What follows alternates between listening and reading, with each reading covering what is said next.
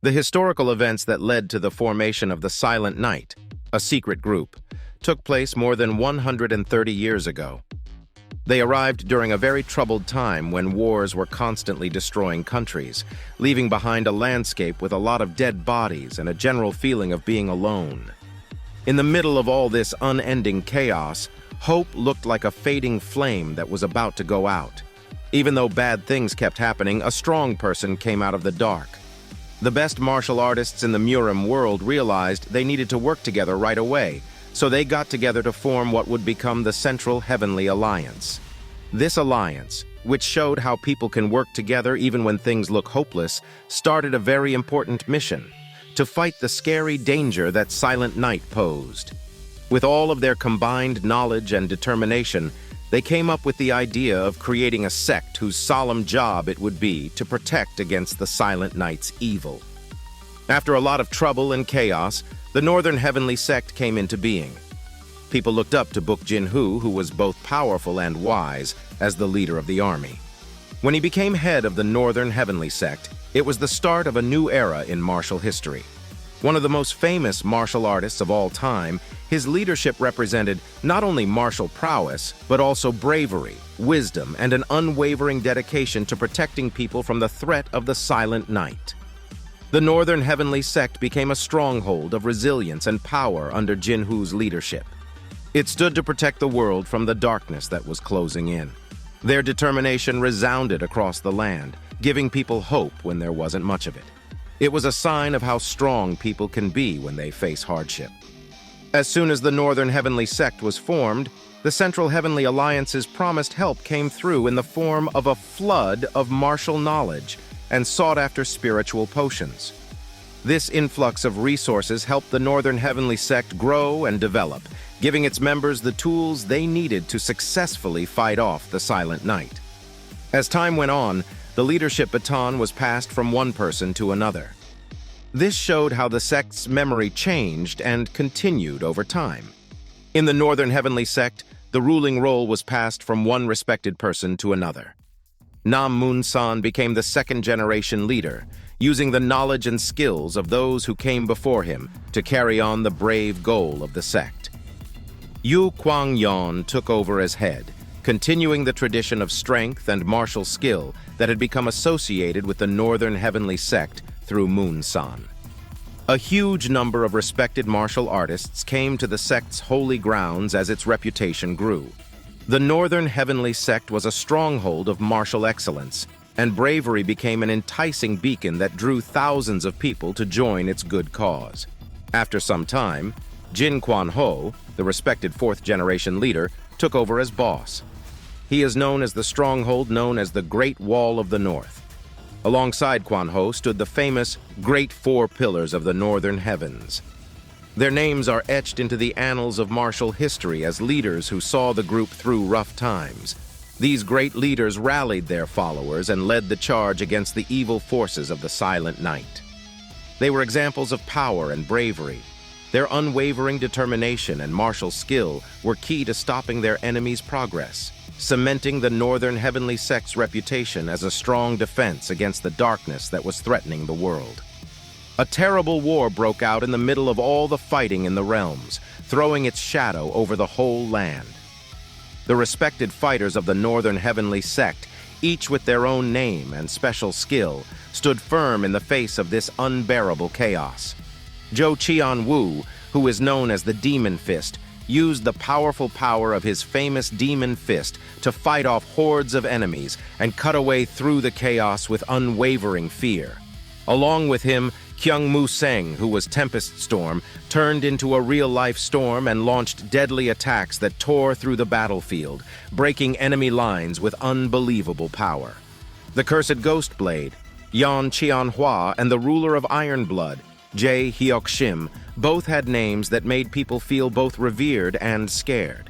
They used their unique skills to cause chaos behind enemy lines, and their precise attacks and unwavering determination turned the tide of the battle. But the unbreakable Jin Kwan-Ho turned out to be the most important person in this important fight. By showing an unmatched level of skill and strength, Kwan-Ho launched an amazing large-scale attack that shook the battlefield and changed the very direction of the war. The most important thing that happened was that he did something that tipped the scales in favor of the Northern Heavenly Sect. It was a powerful blow against the getting darker Silent Night.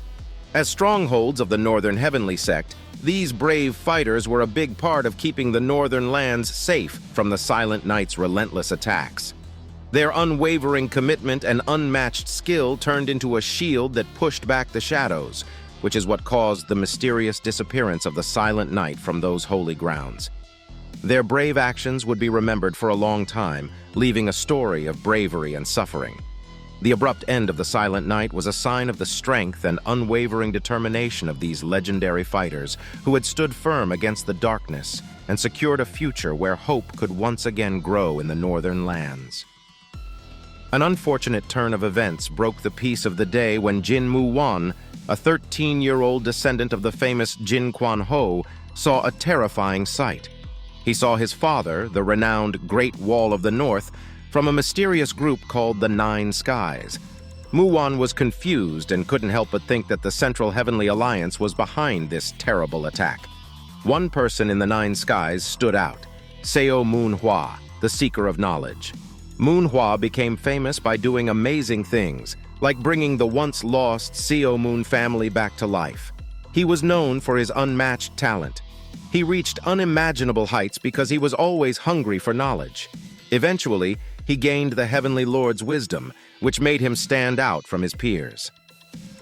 In the middle of this crazy and confusing time, Mu-Won was sucked into a swirling mess of chaos and uncertainty.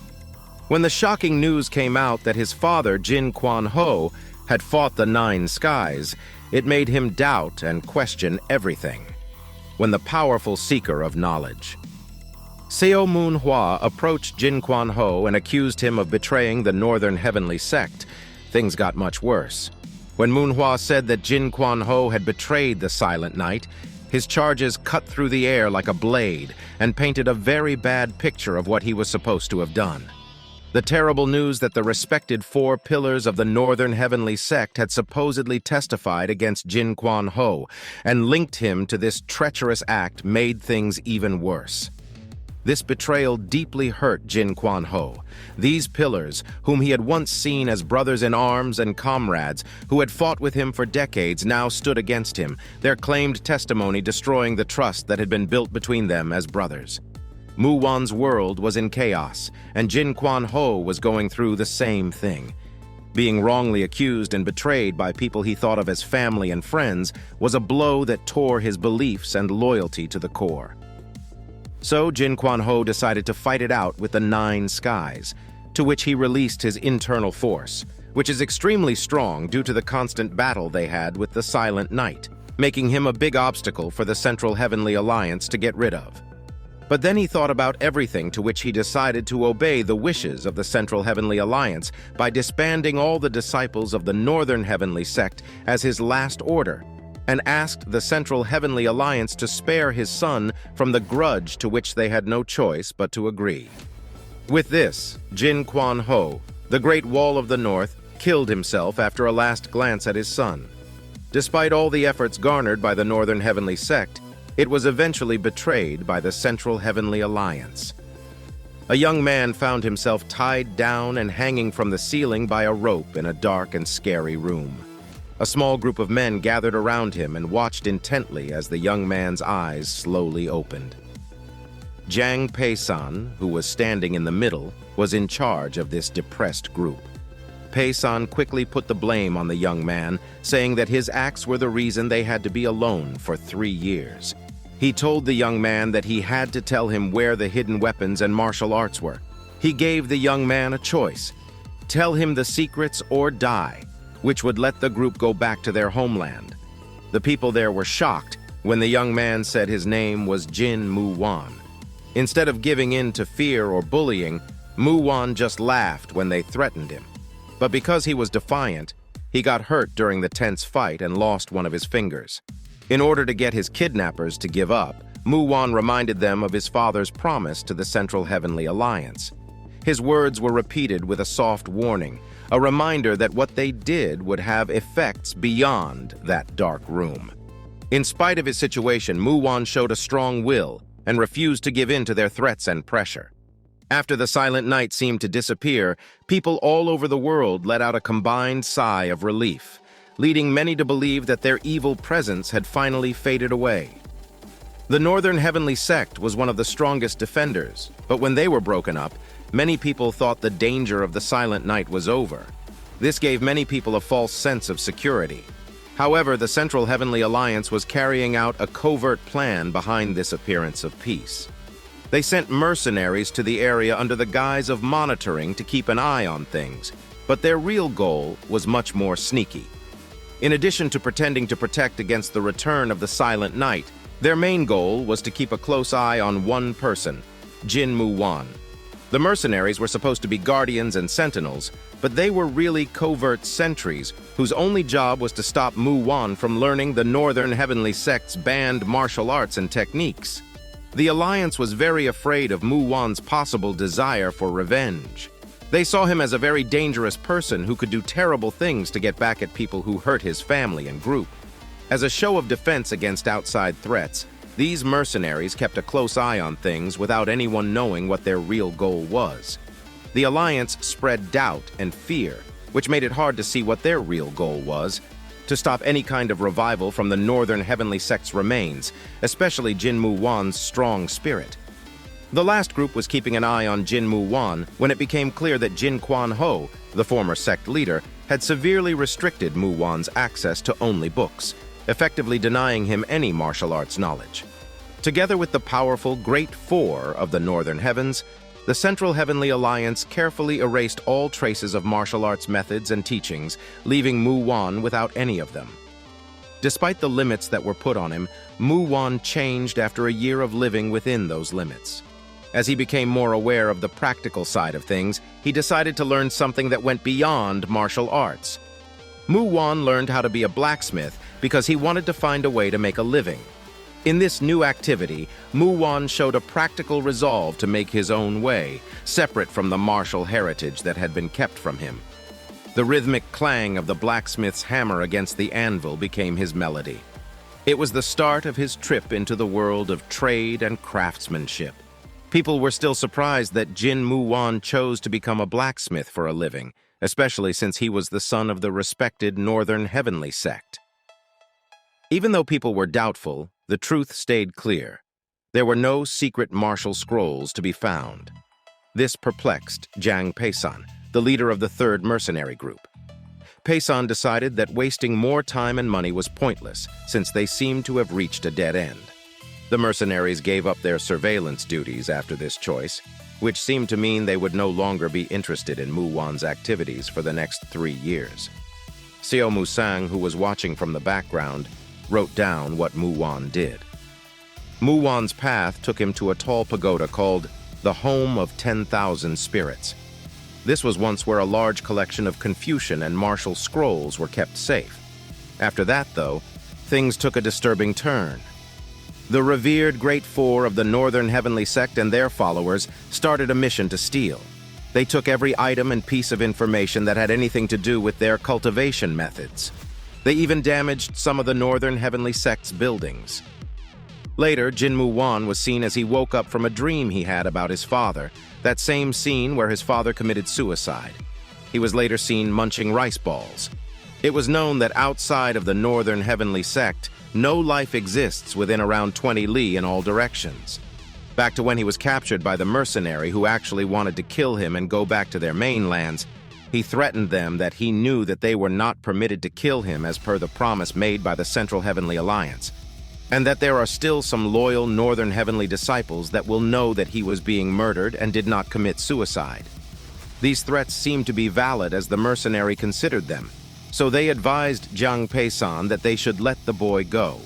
However, he threatened the boy not to try anything suspicious, saying that once he does that, the Central Heavenly Alliance will surely give them permission to kill him.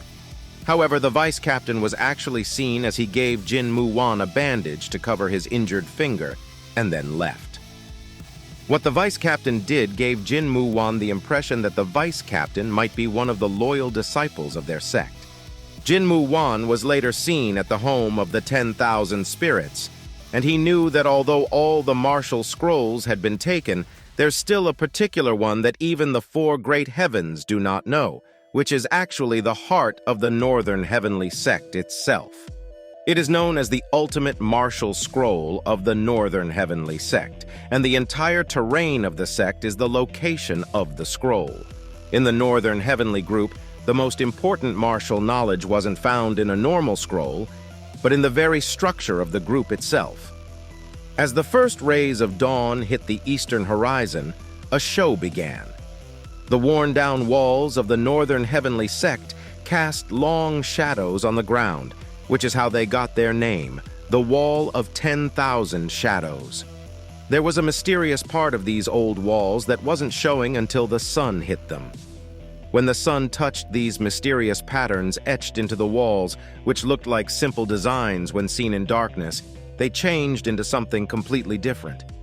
Writings were made out of these mysterious patterns. They were written in a long-lost language from the Lower Moon Kingdom. This amazing event happened because of what the first sect head, Book Jin-Ho, did. The Wall of 10,000 Shadows recorded the teachings and wisdom of each leader, from Jin-Ho to Jin Kwan-Ho, the fourth-generation leader. Those teachings and wisdom were passed down through a bloodline. The respected leaders of the Northern Heavenly Sect put their deepest thoughts, martial philosophies, and years of experience into these complicated writings. They weren't just words. They summed up the sect's spirit and history, a reminder of its lasting spirit and martial tradition that have been passed down through the years. Jin Kwan-Ho had a very smart plan that made him put his son's schooling in the Lower Moon Kingdom language ahead of his early training in martial arts. The writings on the walls of the 10,000 Shadows contained the beliefs of the Northern Heavenly Sect. However, to people from outside the 10,000 Shadows, these writings looked like old carvings, which was Kwan-Ho's plan. This planned front covered up Jin Mu-Won's real goal behind his actions, which seemed pointless. The guards and onlookers really wanted Kwan-Ho to think that his son's activities were just a waste of time. This piece of strategic deception was very important because it let Mu-Won work without being seen, under the surface. The mysterious writings held the key to the Northern Heavenly Sect's most advanced martial art, the gathering of the 10,000 Shadows. They were made up of the combined lessons of the sect leaders. Still, Mu-Won was about to start a long trip. He knew that he still had a long way to go before he could master this ultimate fighting art. He waited patiently, keeping his real intentions a secret, until the right time came to find out the secrets hidden in the 10,000 Shadows and start his journey to mastery. People used to think that Hwang Cheol was the weakest fighter in the Northern Heavenly Sect. But he stood out from his peers because he was always loyal and devoted to the sect. Cheol was very loyal to the sect, even though he wasn't very good at martial arts.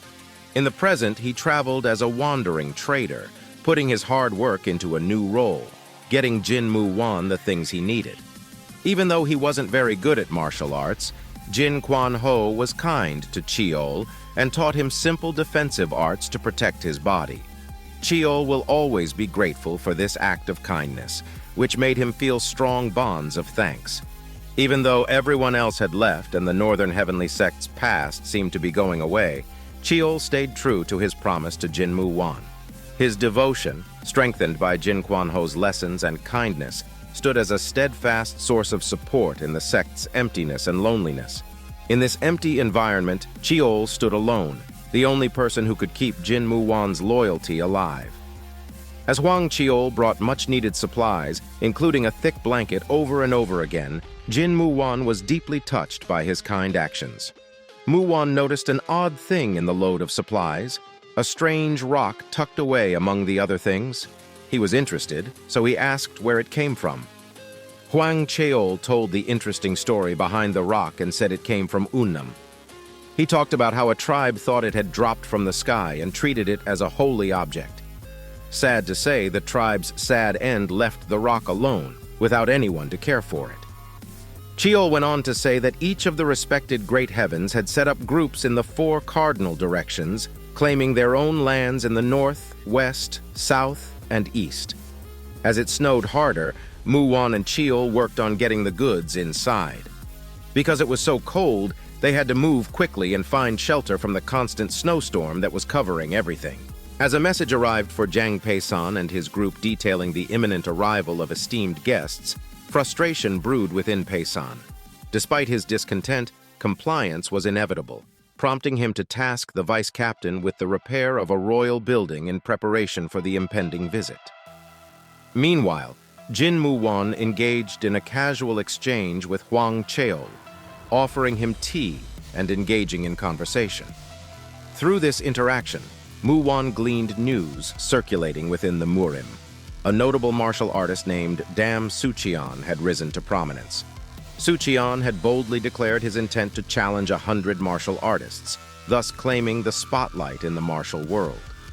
Notably, Sucheon was identified as the third son of Dam Jokshim, one of the formidable Nine Skies, a lineage that carried weight and respect within Murim. This declaration of intent had thrust Dam Sucheon into the epicenter of attention and discussions within Murim. The audacious challenge he posed to the martial community elevated his status, casting him as a focal point in the ever-evolving and competitive realm of martial arts. People laughed and didn't believe Dam Sucheon's first challenge, but his constant victories through destruction won him respect and credibility. With only 7 opponents left to beat, he was almost done with the 100-man challenge, which would make his name famous in Murim's past. The martial arts world now called him the 100-man challenger, and they were seeing the making of an amazing record. During these talks, Hwang Cheol said goodbye and said he would come back after winter was over. At the same time, the vice captain went to find Jin Mu-Won and told him about plans to start fixing up the Hanshan Palace so that it would be ready for important guests to arrive in the spring. Mu-Won's answer was rude, which meant that the fixes could go ahead without any problems. But Mu-Won's road suddenly went in a different direction as he looked for comfort in the home of 10,000 spirits. In an unexpected turn of events, a woman who was a member of the Northern Heavenly Sect surprised him by directly asking him about his family tree.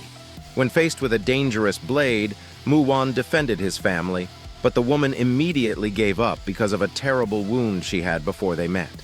Her sudden loss of blood made her pass out, leaving Mu-Won in a dark and dangerous position. In a moment of extreme worry, Jin Mu-Won looked at the woman's serious wound, confused about who she was and whether she might be involved in illegal activities. He went from being scared at first to being realistic as he looked for signs of life. He was pleased to see that she was still breathing. Mu-Won took the woman to his house right away, where he examined her and found that a poison qi had caused her wound, which could have killed her. When Mu-Won saw how bad her condition was, he got his last internal protection medicine, even though he knew what it meant to give it up. He decided to give the antidote to the woman, even though he knew it would have bad effects because he knew it was a rare cure. Using what he knew about acupuncture, Mu-Won carefully treated the cut and stopped the bleeding for a while. Still, fears kept getting in the way of his thoughts.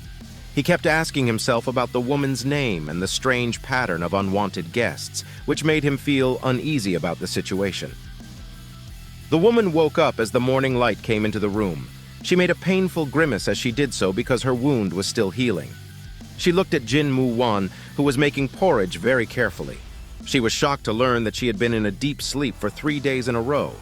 This made Mu-Won voice his worries, admitting that he had been afraid of the worst during her long period of unconsciousness. The woman remembered meeting Mu-Won before at the home of 10,000 spirits. Memories came flooding back to her. The sudden turn of events and Mu-Won's unexpected act of healing left her perplexed as to why he was assisting her. She asked him why he was being so kind. Jin Mu-Won then explained that even though he did not know her identity, he could not allow someone else to die again, and that's why he saved her. The woman then observed Jin Mu-Won and discovered that he did not have any qi or evil intention.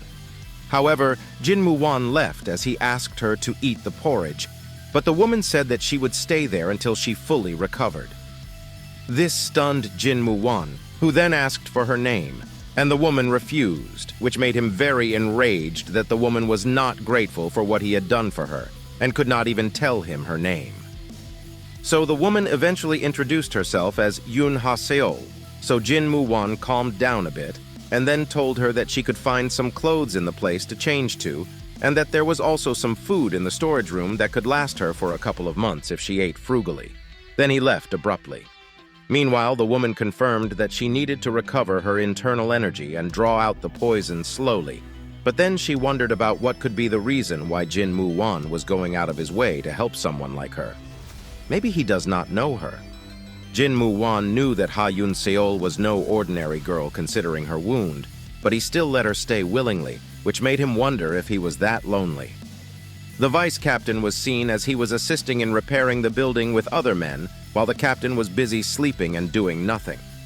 3 days passed and Ha Yun-seol had not yet come out, and Jin Mu-Won was worried about her.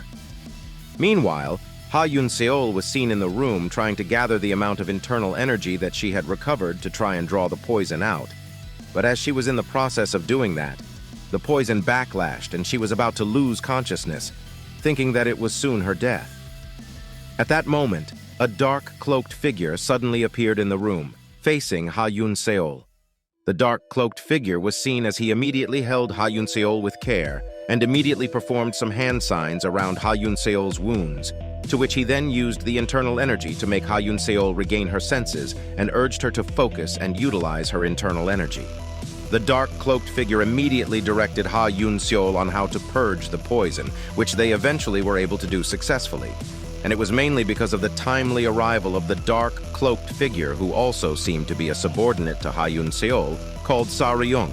Sa-ryung immediately revealed his face mask, and Ha Yun-seol recognized him and was relieved that he survived as well.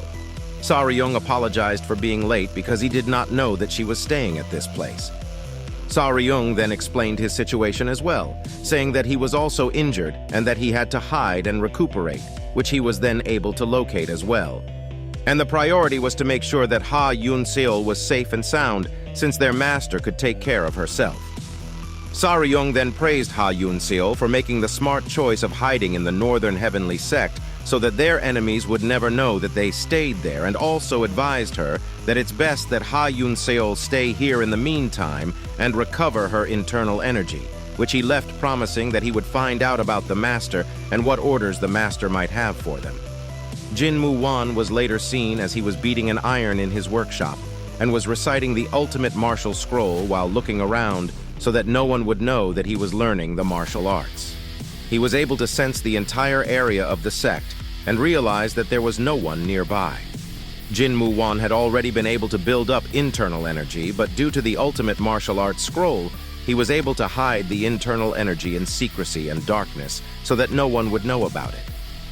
He later left after practicing for a while. Ha Yun-seol was seen as she observed the entire terrain of the Northern Heavenly Sect. Meanwhile, Jin Mu-Won saw her and discovered that she was much better now, to which he was relieved and even invited her to come and join him as he was about to eat. Later, Ha Yun-seol thanked him for what he had done for her, and then they had a meal together. Ha Yun-seol then asked why he does not want to know her identity, to which he said that he would rather not pry because he had a feeling that as soon as he knew who she was, he would not be able to enjoy his time with her anymore. Jin Mu-Won could feel that his body was now changing, and he felt that it's time for him to start learning the Blade of Eternal Darkness, a mysterious sword technique that was created with the sole purpose of killing, which was the reason he had been learning the basics of swordsmanship so he could utilize the sword techniques. Ha Yun-seol eventually paid him a sudden visit at his workshop, and he was shocked to see her sitting quietly for a while. However, Ha Yun-seol shamelessly asked for food from him, to which he was so pissed and asked her how she could be so shameless. However, he brought her to where they had a meal. After a while, a group of esteemed guests were seen as they arrived at the Northern Heavenly Sect. This group was actually from the Central Heavenly Alliance, the Four Dead Heavens, the Crimson King's demonic might, Shim Mu-Wei, whose son is Shim Wan-li, 19 years of age, and has a daughter called Shim Su-ah, who is 14 years old, and the granddaughter of Seo Moon-hwa, Hye Ryung, is 20 years old. Meanwhile, it was these three that came to the Northern Heavenly Sect with their men. The Four Dead Heavens general, Mok Yun-pyong, was seen as he announced their arrival, to which Jiang Pei-san and his men came to meet them. Hye-ryung was seen as saying that it's a pity that the once highly esteemed Northern Heavenly Sect is now in ruins.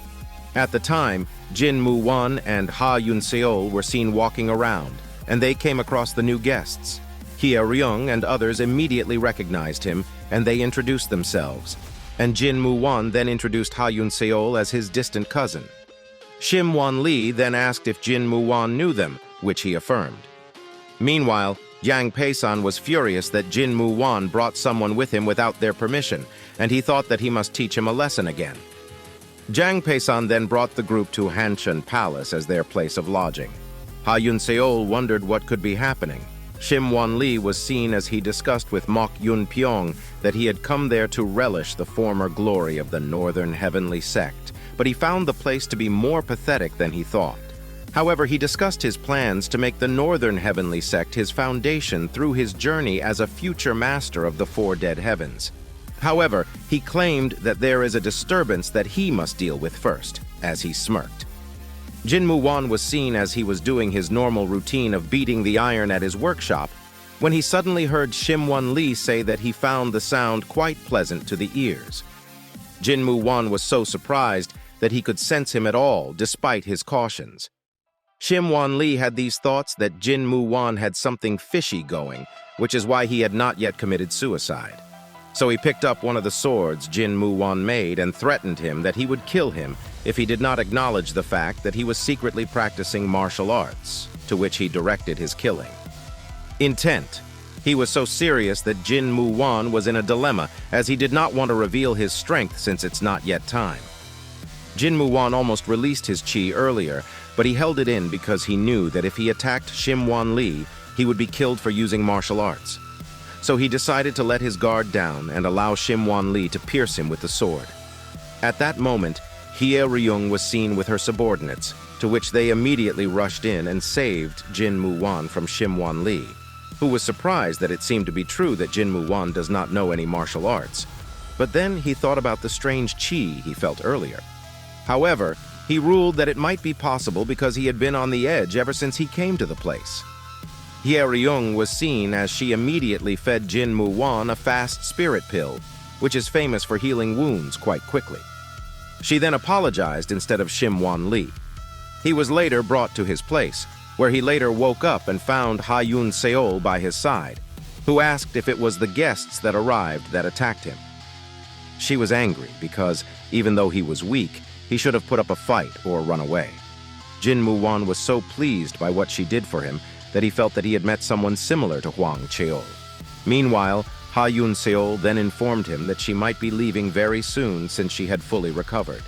And she had already received news from Sa-ryung that their master had fully recovered and that they would be making their move soon, so Ha Yun-seol could be preparing herself. A young man was seen in the middle of the wasteland. He looked at the northern wasteland and claimed that it had a strong life force. However, he felt that he was being spied on, so he asked them to stop hiding and come out, and he discovered that this group had interesting weapons and a unique bearing, which showed that they were quite different from other martial artists he had fought with. So he provoked them, to which they began to battle, and it turned out that this man was quite powerful compared to what the group expected. So they immediately used their secret arts technique, to which they were able to inflict some injuries on the man, but they all died from that attack made by the man. The man was impressed by their strength as well, and he was agitated that this was quite what he was looking for. He then started to walk in the direction of the Northern Heavenly Sect. Hye-ryung was seen as she was on her way to Jin Mu-Won's place, but met him on the way and claimed that she wanted to give him some more medicine and apologized once again for what happened, to which Jin Mu-Won replied that he had already adapted to that. Hye-ryung was seen as trying to form a good relationship with Jin Mu-Won, saying that she is quite different from her cruel grandfather.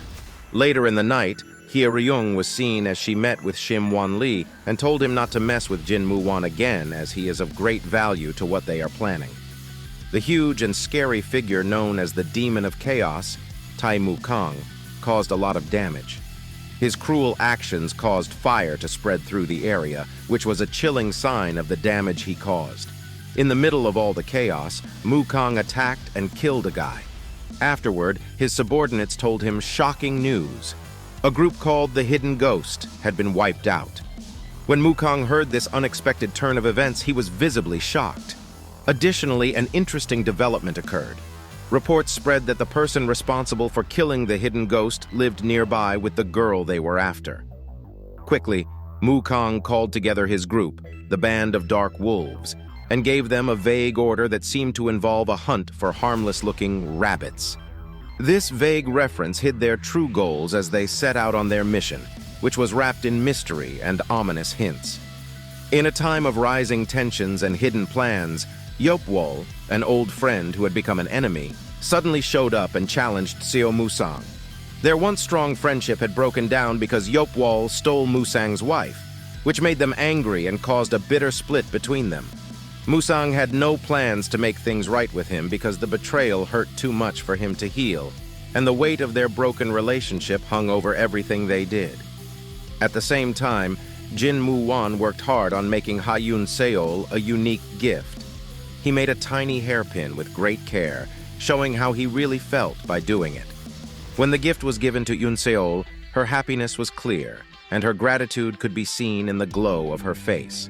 But the peace and quiet of the moment were quickly broken when Sa Ryung showed up out of the blue in the middle of the night.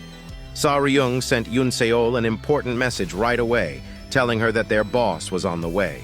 Sa Ryung warned Yun Seol not to get too close to anyone, implying that they should avoid getting emotionally attached because of how complicated their upcoming meeting would be. Jin Mu-Won was seen as he was about to retire for the day, but then they felt an immense chi coming from the entrance, where he saw a bloodied man. In an unexpected turn of events, Jin Mu-Won's aura was strong and demonstrated his skill as a martial artist. To his surprise, the martial artist turned out to be Shim Wan Lee's older brother, who had come to look for his younger brother. Mu-Won saw that the man's clothes were torn and that he looked like he had been hurt, which made him wonder what was wrong with him.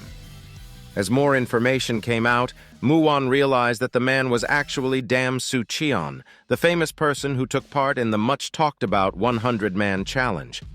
Mu-Won was curious to learn more about what happened after Su-cheon made it clear that his wounds weren't the result of his previous opponent.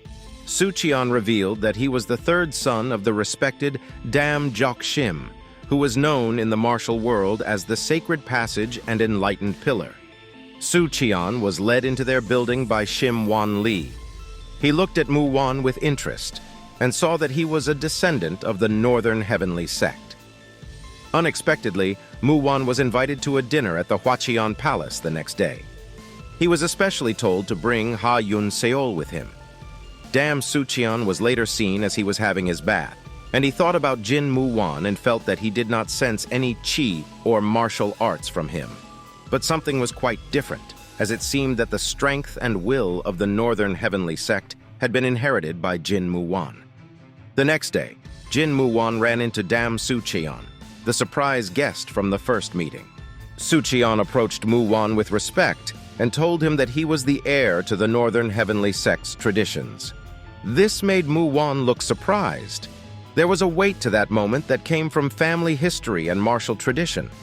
At this very important time, Jin Mu-Won quickly figured out that the mysterious figure was one of the 4 go-betweens working for the master of the Silent Night. Because Ha-Yun Seol saw that danger was close, he told Jin Mu-Won to run away, thinking that he had already done so. Jin Mu-Won stayed close by, out of sight, determined to protect her. But she didn't know it. In the evening, Jin Mu-Won and Ha-Yun Seol went to Dam Su-cheon's dinner party as his guests. Because they accepted his offer, Su-cheon was thankful. This set the stage for an important revelation. He started by explaining the main reason they were all there, a plan to start the Cerulean Dragon Society. The idea behind this group was to give young martial artists more power by giving them a way to have an impact on the political situation in the Central Heavenly Alliance. The main goal was to make sure that the younger practitioners' opinions and goals were heard and taken into account in martial politics. Jin Mu-Won then asked why they were here, to which Hai Ryung replied that the older generation does not like the younger generation saying their minds or forming a group. and Dam Su Cheon added that the Northern Heavenly Sect is a form of reverence and respect for the younger martial artists. So that makes it an ideal place for the establishment of their organization. And they want Jin Mu-Won to be their witness as they swear their organization to the heavens.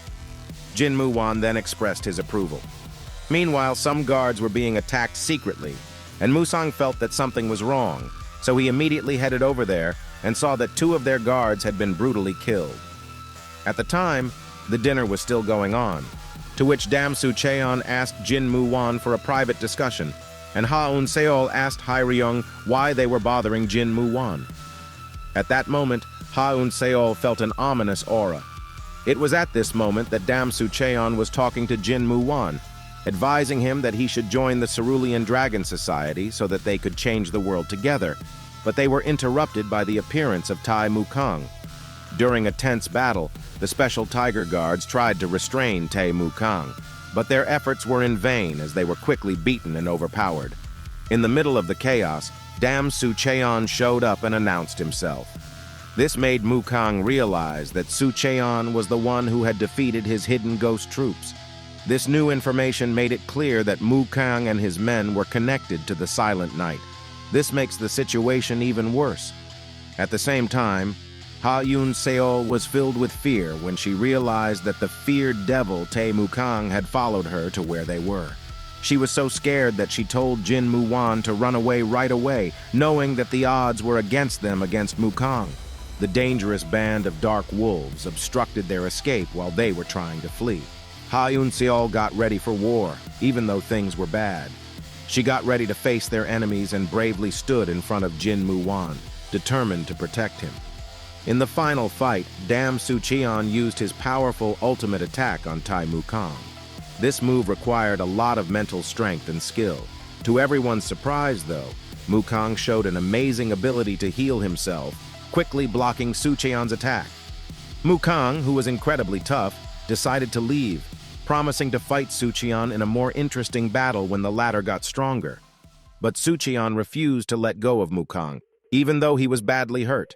He was determined not to let him get away. During this tense situation, Shim Su-ah came out and tried to explain to Tai Mu-kang who they really were. Sadly, her attempts were met with quick and cruel revenge, as Mu-kang killed her right away. Su-ah's quick death shocked Shim Wan-li to his core. He had just lost a loved one in a violent moment that he couldn't understand. In a fit of rage, Shim Wan-li let out a primal scream and charged at Tai Mu-kang head first. You could feel his anger, but before he could even get close, Tai Mu-kang quickly fought back and killed Shim Wan-li. When Hai Ryung saw this sad turn of events, he quickly assessed the situation, feeling a surge of desperation. She felt like she needed to move quickly and told her trusty bodyguard that she had to leave everyone behind except for Dam Su Cheon and the dead Shim Wan-li. When it came to Jin Mu-Won, Hai Ryung made the brave and smart choice to leave him behind and put the safety of Dam Su Cheon and Shim Wan-li first. In a flash, she used her powerful spiritual abilities to create a complex image that was meant to distract Tai Mu-kang. Taking advantage of the short-lived distraction, Hai Ryung and her faithful bodyguard quickly whisked Dam Su Cheon and the dead friend away from the dangerous scene. The magical veil of the illusion covered their escape. After they almost got away, Tai Mu-kang quickly dissolved the illusion, keeping his sharp eyes on Ha Un-seol, who was his main target. He attacked her with unwavering resolve, but an unexpected witness, a woman with striking white hair, stepped in to stop him. It turned out to be Ha Un-seol herself who had changed. Even though she fought hard, Ha Un-seol finally gave up because Tai Mu-kang was too strong for her. As he stood over her, ready to deliver the finishing blow, Jin Mu-Won came out of hiding. He stepped in and apologized deeply for being late. Then he revealed himself as the 5th-generation leader of the Northern Heavenly Sect and saved Ha Un-seol from certain death. He was always there, which caught Ha Un-seol off guard. She was shocked that he hadn't run away like she thought he would. At the same time, Tai Mu-kang, who could sense something was wrong with Jin Mu-Won's skills, had a scary realization. The wounds he had been hurt with were healing for no reason. Because of this unexpected turn of events, Tae Mu-kang decided to kill Jin Mu-Won because he saw him as a very dangerous threat. Without pausing, Tae Mu-kang charged forward and started a constant attack on Jin Mu-Won. Jin Mu-Won, on the other hand, was incredibly agile and easily avoided every planned attack. Tae Mu-kang got even more angry at his quick moves, which made him fight even more fiercely. During this getting worse argument, Musang quickly came back and saw a terrible scene. Guards were being killed by an unknown attacker. In the chaos that followed, Musang ran into the captain, who had hidden himself in the thick vegetation to avoid seeing what had happened. The captain told the terrifying story while he was out of breath and under a lot of stress. He had to run away for his life when the group of dark wolves attacked suddenly. He told Musang very strongly not to go into the fight right away, stressing how important it was to protect his own life. On the other hand, Musang had a strong sense of duty and loyalty. Even though the captain begged them to stay alive, he couldn't fight the overwhelming desire to get revenge for their dead teammates. The captain, however, insisted that his own life was more important than any thoughts of revenge, saying that the terrible situation did not bother him. As Musang thought about the captain's selfish behavior, anger and disappointment crept into his mind. Musang found the captain's lack of concern for their deceased friends to be a major flaw in his character. Determined not to give up, Musang made the choice to seek justice on his own, going forward with a strong resolve to face the impending threat, despite the captain's selfish advice. Ha Yun-seol watched Jin Mu-Won's fight with Tae Mu-kang in a tense and exciting moment. She was amazed when Jin Mu-Won's hidden strength came out. She became even more surprised when she kept not being able to feel his chi, which made his real powers seem mysterious. Tae Mu-kang used a powerful move called the Chaotic Rain of Destruction to make things worse. The attack's strength and potential damage pushed Jin Mu-Won to the limit. Even though there was a real threat, Jin Mu-Won decided to keep Ha Yun-seol safe. It was at this very important moment that he had an epiphany. He understood a sword method called Shadow Blade of the End, which is based on waves of desolation. With a strong mix of resolve and a new skill, Jin Mu-Won jumped at this chance and focused on making sure Ha Yun-seol was safe.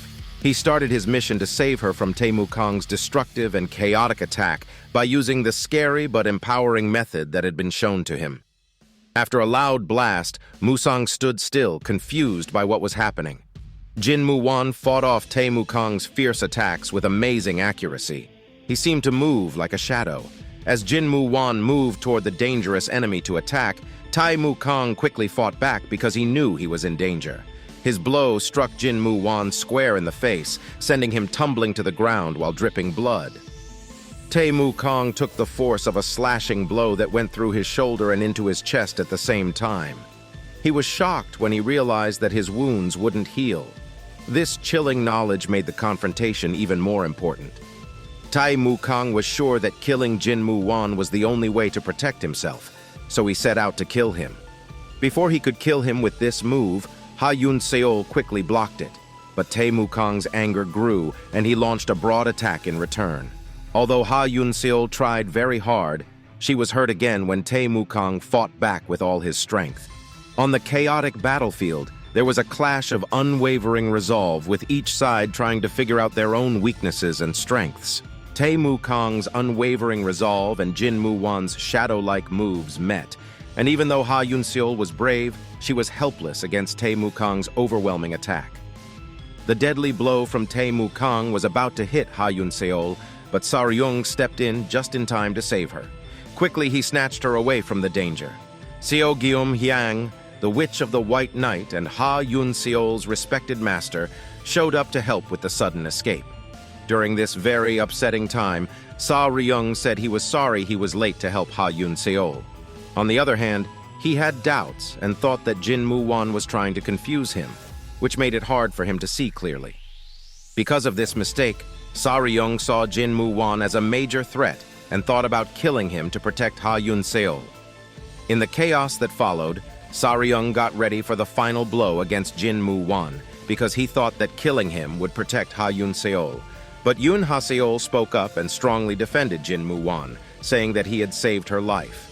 When Sa-ryung heard this, it broke his heart, and he gave up on his plan to kill the man. As an alternative, he gave Ha Yun-seol the godly pill of great recovery, a well-known wonder drug known for its exceptional healing abilities. At the same time, Seo Geum-hyang, the powerful witch of the White Knight, faced Tae Mu-kang with unshakable resolve. With a cold look, she slandered his very existence, saying that he was a freak who should have never been in the world. Seo Geum-hyang promised herself she would never give up again after remembering a loss where Tae Mu-kang had surprised her. Seo Geum-hyang used her immense strength to make a devastating attack on Tae Mu-kang, sending a huge amount of force at him. Seo Geum-hyang was attacking Tae Mu-kang so forcefully that he had to flee after she knocked him out. He used to be in charge, but now Tae Mu-kang was on the defensive and had to run away from the witch's powerful revenge.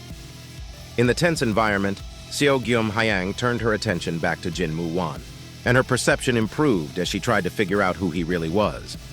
Sensing a strong threat, she saw him not as a boy but as a majestic tiger, with its fierce behavior and sharp claws standing for impending danger that needed to be dealt with right away.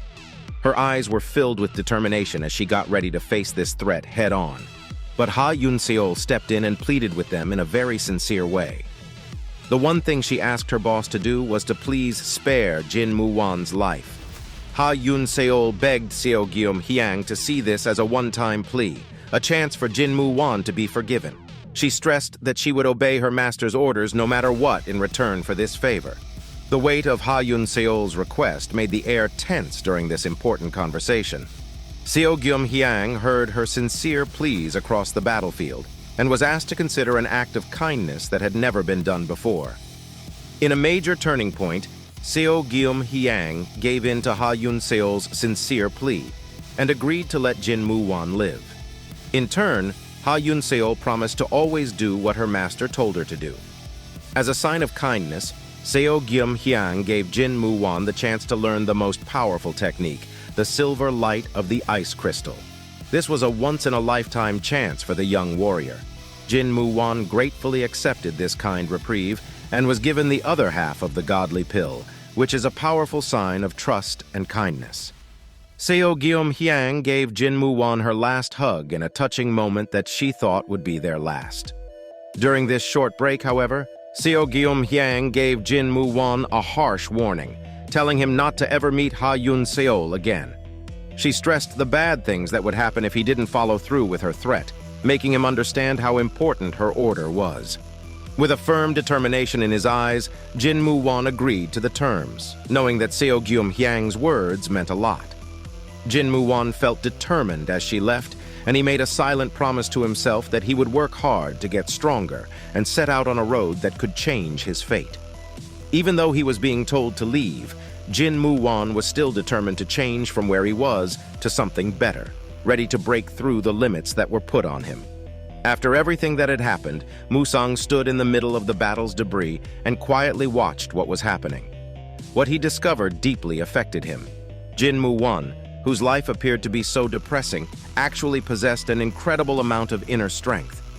But Jin Mu-won's sharp comment caught Musang off guard before he could finish thinking. Knowing that Musang was there, Jin Mu-won created a chance for him to end his life if he chose to. But Musang went a different way. He decided to gather the bodies of his fallen friends and give them a proper funeral by setting them on a formal pyre. Things calmed down after a few days. Jin Mu-won came out again, holding a rock that Hwang Cheol had given him in the past as a gift. Jin Mu-won put it on his back as he got ready to leave, showing that he was ready to move forward.